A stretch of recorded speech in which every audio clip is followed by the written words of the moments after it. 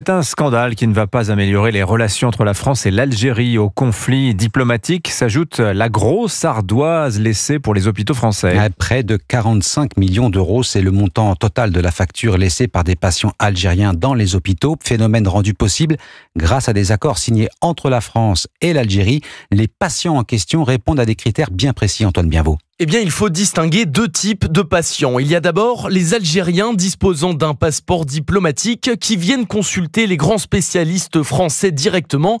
Un accord ancien passé entre les deux pays les autorise à partir sans payer la consultation, mais la facture doit normalement, selon ce même accord, être remboursée à la France par la sécurité sociale algérienne. Or, selon les informations d'Europe 1, Alger conteste souvent ses frais médicaux et ne s'acquitte que d'une partie de la somme due à la France, ce qui crée un trou dans les caisses des hôpitaux français.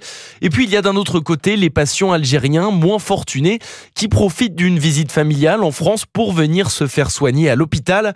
Pour éviter de payer, certains empruntent la carte vitale d'un proche français ou ne règlent tout simplement jamais la facture envoyée à leur domicile. Le phénomène est connu depuis plusieurs années.